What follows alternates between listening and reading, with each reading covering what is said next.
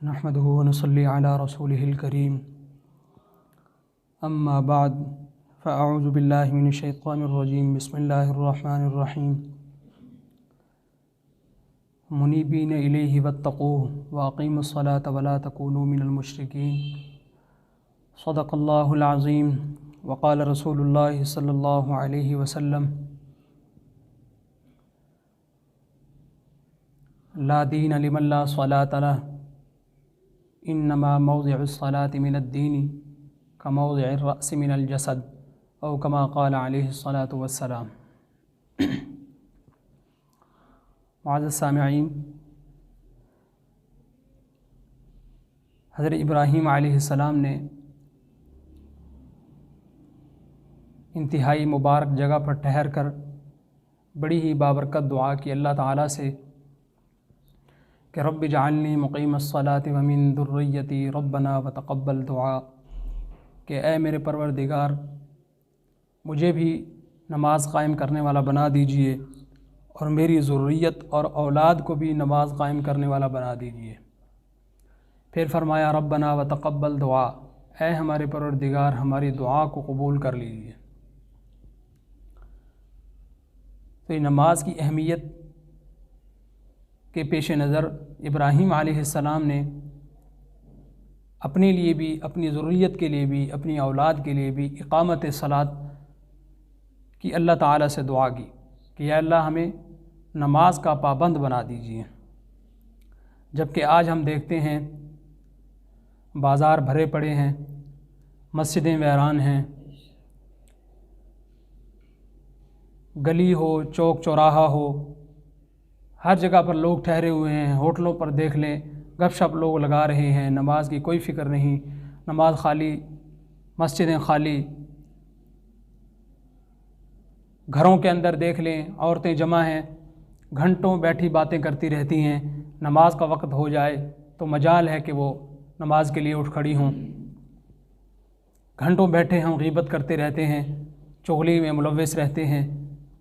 हमारे दिल हसद की आग में जल रहे हैं, लेकिन हमें नमाज की ज़रा बराबर भी परवाह नहीं। एक हदीस शरीफ का मफ़हूम है कि जब नमाज का वक़्त होता है तो एक फ़रिश्ता आवाज़ लगाता है, ए आदम की औलाद उठो, जो जहन्नम की आग तुमने अपने लिए भड़का ली है अब उसको नमाज के ज़रिए से बुझाओ। चुनाचे अल्लाह के नेक बंदे उठते हैं, नमाज अदा करते हैं, तो जो उस नमाज तक जो बुराइयां हो चुकी होती हैं, जिसकी वजह से जहन्नम की आग उन्होंने अपने ऊपर भड़काई ही होती है, अल्लाह ताला उन गुनाहों को माफ़ फरमा देते हैं। फिर अगली नमाज का वक़्त होता है तो फरिश्ता फिर ऐलान करता है, अल्लाह के नेक बंदे फिर उठते हैं, फिर नमाज़ पढ़ते हैं। ये सिलसिला रोज़ाना दिन में 5 मरतबा होता है। और सबसे बड़ी चीज़ इंसान के लिए वो हिदायत का मिल जाना है। हिदायत यानी इस्लाम और ईमान की तौफ़ीक़ का मिल जाना। तो जिस बंदे को हिदायत मिल जाए, चाहे दुनिया भर की ज़िल्लतें, दुनिया की मुसीबतें और परेशानियां उसके मुक़द्दर में लिख दी जाएं, तो वो सबसे बड़ा मालदार आदमी है कि जिसे हिदायत मिल गई। और जिस आदमी को हिदायत नहीं मिली अल्लाह की तरफ से, ईमान और इस्लाम की दौलत से माला माल नहीं है, चाहे दुनिया की सारी लज्जतें उसे नसीब हो जाएं, दुनिया की सारी नेमतें उसे मिल जाएं, फिर भी उसके हाथ खाली हैं, फिर भी वो खाली दामन है। चुनाचे इसी सिलसिले में हज़रत अबू सईद खुदरी रज़ियल्लाहु ताला अन्हु फरमाते हैं कि रसूलुल्लाह सल्लल्लाहु अलैहि वसल्लम ने फरमाया कि हज़रत मूसा अलैहिस्सलाम ने अल्लाह ताला से कहा कि ए रब, मैं देखता हूँ कि जो तेरे नेक बंदे हैं उन पर तूने रिज़्क़ का दरवाज़ा बंद किया हुआ है। तो अल्लाह ताला ने जन्नत का एक दरवाज़ा खोल के दिखाया कि ये जो अजर व सवाब है, ये मैंने इन्हीं तकलीफ़ों, मुसीबतों और परेशानियों की वजह से अपने इन नेक बंदों के लिए तैयार करके रखा हुआ है। तो हज़रत मूसा अलैहिस्सलाम फरमाने लगे, ए रब, आपकी इज़्ज़त की कसम, आपकी अज़मत और जलाल की कसम, अगर किसी बंदे के दोनों हाथ काट दिए जाएँ, दोनों पाँव काट दिए जाएँ और उसको पैदा होने से लेकर क़यामत के दिन तक मुँह के बल घसीटा जाता रहे और आखिर में उसको ये जन्नत मिल जाए, तो वो यूँ महसूस करेगा कि मुझे दुनिया में कोई तकलीफ़ पहुँची ही नहीं। और अगर फिर हज़रत मूसा अलैहिस्सलाम ने कहा, या अल्लाह आप काफिर पर बड़ा इनाम करते हैं। तो अल्लाह ताला ने जहन्नम का एक दरवाज़ा खोला और फरमाया कि मैंने काफिर के लिए ये सज़ा तैयार कर रखी है। तो मूसा अलैहिस्सलाम ने कहा कि आपकी इज़्ज़त की कसम कि काफिर को चाहे दुनिया भर की सारी इज़्ज़तें मिल जाएं, सारी दौलतें मिल जाएं, दुनिया भर की तमाम नियामतें मिल जाएं, लेकिन जब वो इस जहन्नम में आएगा तो ये महसूस करेगा कि मुझे तो कोई आसानी और राहत पहुंची ही नहीं कभी भी। तो आज हम एक तरफ नमाज की अहमियत इस कदर है, हिदायत की अहमियत इस कदर है, और यही हिदायत कि नेक बंदे को जो हिदायत मिलती है अल्लाह ताला ने इसके बदले जन्नत तैयार कर रखी है, और काफिर के पास जो हिदायत नहीं उसके बदले में क्या है, उसको जहन्नम मिलेगी। और इसी हिदायत का जिक्र अल्लाह ताला ने कुरान पाक में किया। सूरह बकरा शुरू होती है अलिफ लाम मीम ज़ालिकल किताबु ला रैब फीह हुदल लिल मुत्तकीन। ये कि कुरान करीम हिदायत है, और हिदायत किन लोगों के लिए है, मुत्तकी लोगों के लिए। मुत्तकी कौन लोग हैं? अल्लाह ताला ने उनकी सिफ़ात बयान करते हुए फरमाया अल्लज़ीना युमिनून बिल गैब व युकीमूनस्सलाह व मिम्मा रज़क़नाहुम युनफ़िक़ून, कि वो अल्लाह पर ईमान लाते हैं और उसके बाद सबसे पहला काम जो फ़र्ज़ होता है इंसान पर वो नमाज का है, वो नमाज कायम करते हैं, और जो अल्लाह ने उनको माल दिया है उसमें से ख़र्च करते हैं, यानी ज़कात अदा करते हैं। और आखिर में जाकर अल्लाह ने फरमाया फिर इस मज़मून को ख़त्म करते हुए उलाइका अला हुदम मिर रब्बिहिम, कि यही लोग अल्लाह ताला की तरफ से हिदायत पर हैं, जो नमाज कायम करते हैं, जिन पर ज़कात फ़र्ज़ है, ज़कात अदा करते हैं, ये लोग अल्लाह ताला की तरफ से हिदायत पर हैं। तो ये हिदायत इतनी बड़ी अहमियत की हामिल चीज़ है। और फिर इस हिदायत ये कब हासिल होगी? ये मुत्तकी को। और मुत्तकी इंसान कब बनेगा? जब वो नमाज पढ़ेगा। तो बग़ैर नमाज पढ़े कोई भी शख्स मुत्तकी नहीं बन सकता। तो चुनांचे ये रिवायत जैसे आई कि रसूलुल्लाह सल्लल्लाहु अलैहि वसल्लम ने फरमाया कि जब नमाज का वक़्त होता है तो फ़रिश्ता बुलाने वाला वो लोगों को नमाज की तरफ बुलाता है कि लोगों नमाज का वक़्त हो गया है, जो जहन्नम की आग तुमने अपने लिए भड़का ली है, उठो और उसको बुझाओ। नमाज की अहमियत क्या है दीन इस्लाम के अंदर? हज़रत जाबिर रज़ी अल्लाह ताला अन्हु फरमाते हैं आप सल्लल्लाहु अलैहि वसल्लम ने फरमाया तर्कुस सलाति शिरकुन, नमाज को छोड़ देना शिरक करना है। और एक और रिवायत में आता है आप सल्लल्लाहु अलैहि वसल्लम ने फरमाया उस आदमी का दीन इस्लाम में कोई हिस्सा नहीं जो नमाज नहीं पढ़ता। और फिर फरमाया कि दीन इस्लाम में नमाज की वही अहमियत और वही हैसियत है जो इंसान के बदन में सर को हैसियत हासिल होती है। तो अगर किसी आदमी का सर काट दिया जाए, गर्दन उड़ा दी जाए, तो उसके धड़ की क्या हैसियत रह जाएगी? ऐसा ही वो आदमी जो दावा तो करता है कि मैं मुसलमान हूँ, मैं ईमान वाला हूँ, लेकिन वो नमाज नहीं पढ़ता, तो इसके दावे की कोई हैसियत नहीं है। नमाज की फजीलत क्या है? एक मरतबा नबी करीम सल्लल्लाहु अलैहि वसल्लम ने सहाबा किराम को कहा कि बताओ कि अगर किसी आदमी के घर के सामने से नहर चलती हो और वो दिन में 5 मरतबा उसमें नहाता हो, भला उसके बदन पर कोई मैल कुचैल रह जाएगी? सहाबा किराम ने कहा या रसूल अल्लाह, उसके बदन पर तो कोई मैल कुचैल नहीं रहेगी। तो हुजूर सल्लल्लाहु अलैहि वसल्लम ने फरमाया जो आदमी दिन में 5 मरतबा नमाज पढ़ लेता है, ऐसे ही उसके रूह पर भी कोई मैल कुचैल बाकी नहीं रहता।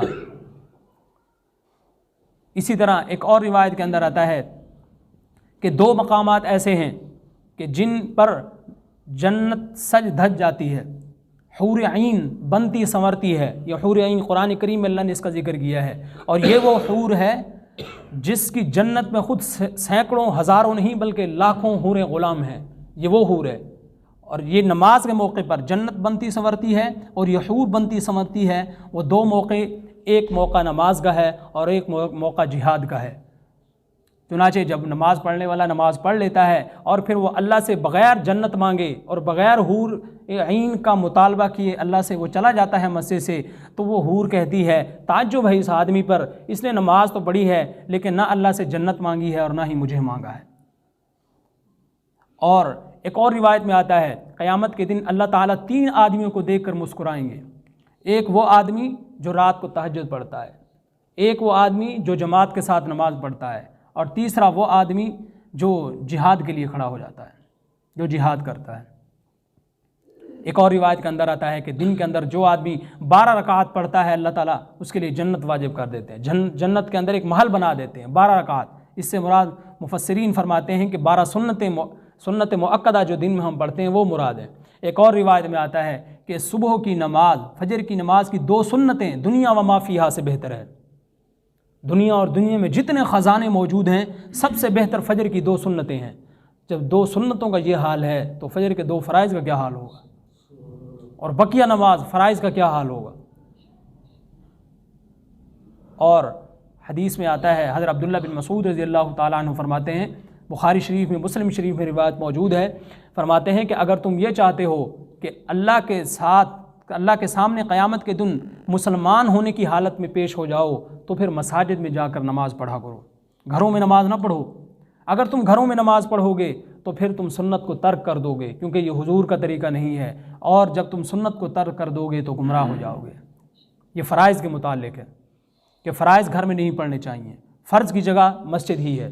चुनाचे हम देखते हैं नबी अलैहिस्सलातु वस्सलाम अपनी उम्र के आखिरी हिस्से में जब बीमार थे, जब तक 2 सहाबाए किराम के सहारे लग के मस्जिद में आ सकते थे तो आया करते थे। और सहाबाए किराम फरमाते हैं कि अगर हमारे ज़माने में कोई शख्स बीमार होता और वो 2 आदमियों के सहारे भी मस्जिद में पहुंच सकता था तो वो मस्जिद में आता था और नमाज़ पढ़ता था। तो नमाज की ये फजीलत है, ये अल्लाह की रज़ा का सबब है। और जो आदमी बेनमाजी होता है वो दुनिया के अंदर उसका क्या अंजाम है, उसकी क्या हैसियत है। नबी अलैहिस्सलातु वस्सलाम ने फरमाया कि जो आदमी नमाज नहीं पढ़ता वो काफिर है, वो मुशरिक है। तर्कुस सलात शिरकुन, नमाज को छोड़ देना शिरक है। एक और रिवायत में नबी अलैहिस्सलातु वस्सलाम ने फरमाया कि मुनाफिकों पर इशा की नमाज और फजर की नमाज, ये 2 नमाज़ें बड़ी भारी हैं। हालांकि अगर उन्हें ये इल्म हो जाए कि फ़जर की नमाज और इशा की नमाज में कितना अजर व सवाब है, कितनी रहमतें और बरकतें पोशीदा हैं, तो अगर वो घिसट कर भी मस्जिद पहुंच सकें तो मस्जिद में पहुँचें। इतना अजर व सवाब फ़जर की नमाज, इशा की नमाज और फ़जर की नमाज का। लेकिन हमारे यहाँ अमूमन हम देखते हैं कि हमारी मस्जिद का हर जगह मसाजिद फ़जर के वक्त भी खाली होती हैं, इशा के टाइम भी खाली होती हैं, नमाज का कोई अहतमाम नहीं किया जाता। जबकि सहाबे किराम फरमाते हैं हमारे ज़माने में, यानी हुजूर सल्लल्लाहु अलैहि वसल्लम के ज़माने में आम मुनाफिक भी जमात नहीं छोड़ता था। मुनाफिक जो काफिर होता था वो भी नमाज नहीं छोड़ता था।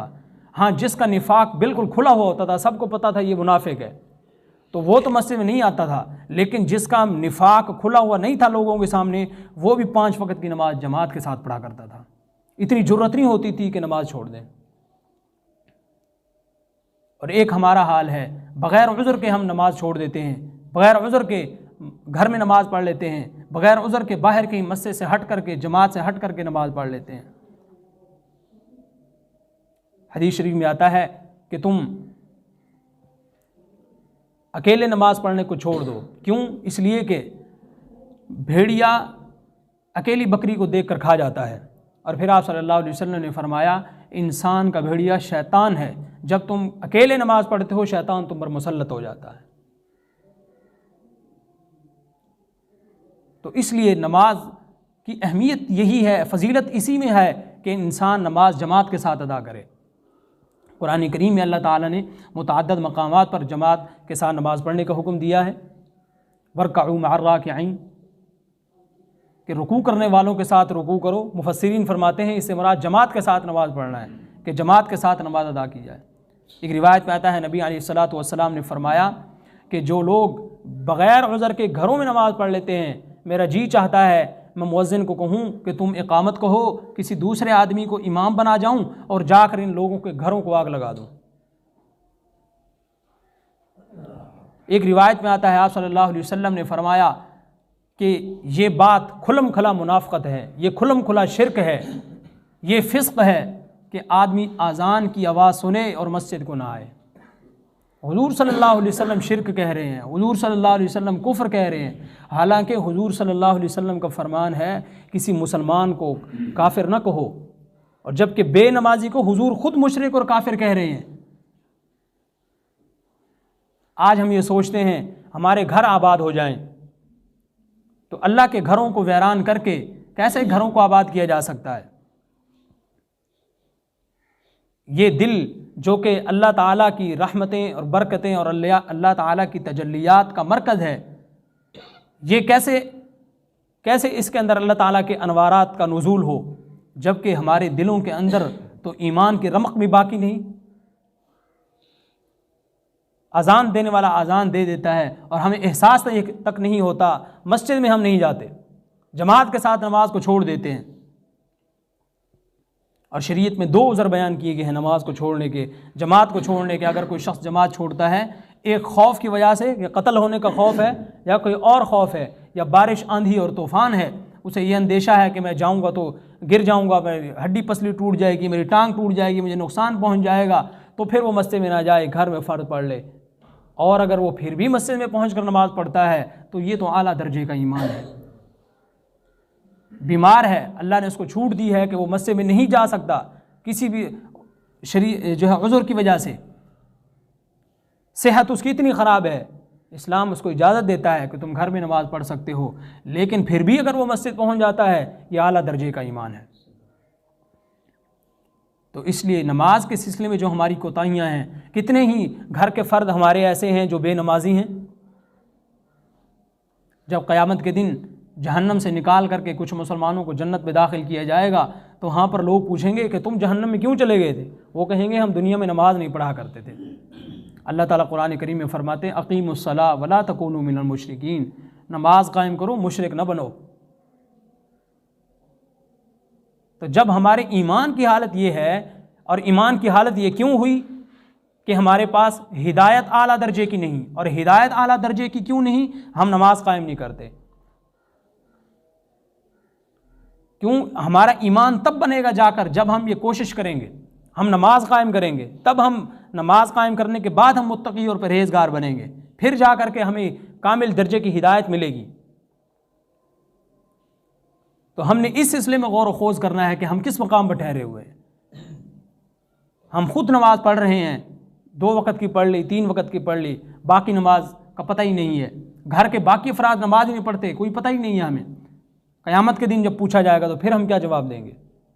हदीस शरीफ में आता है क़यामत के दिन सबसे पहले अल्लाह ताला इंसान के आमाल में से नमाज के बारे में पूछेंगे।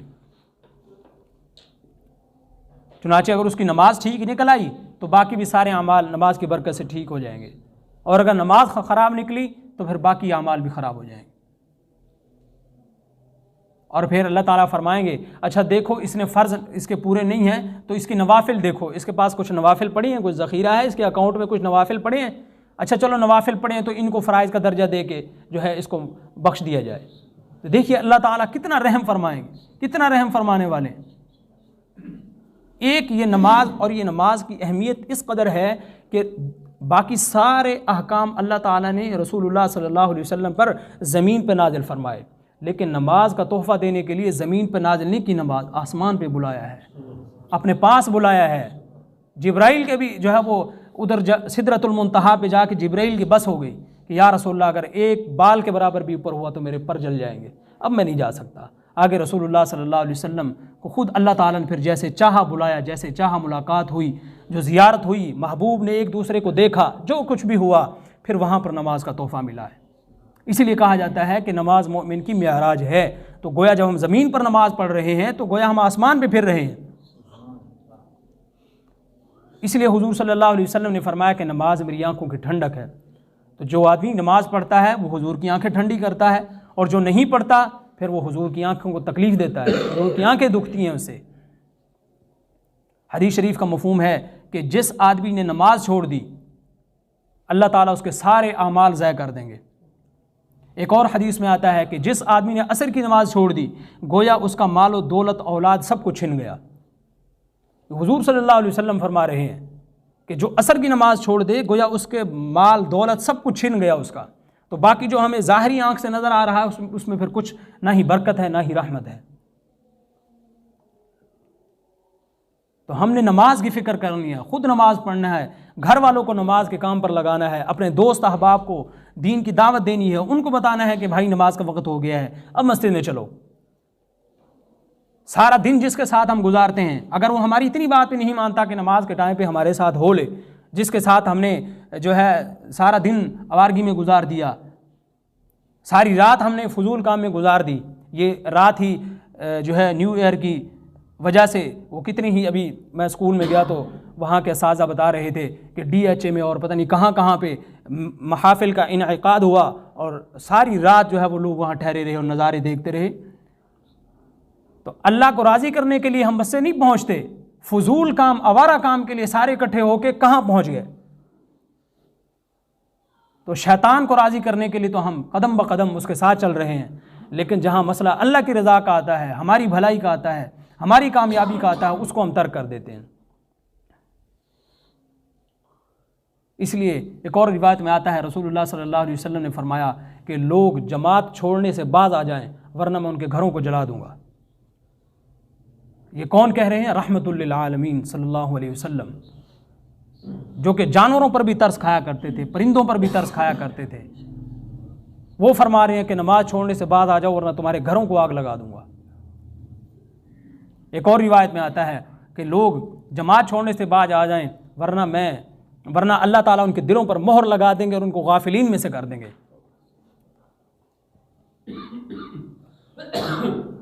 हज़रत अब्दुल्ला बिन शकीक रज़ी अल्लाह ताला अन्हु फरमाते हैं कि सहाबा किराम के ज़माने में सहाबा किराम नमाज को कुफ्र समझते थे छोड़ना, कि जो नमाज नहीं पढ़ता वो काफिर है।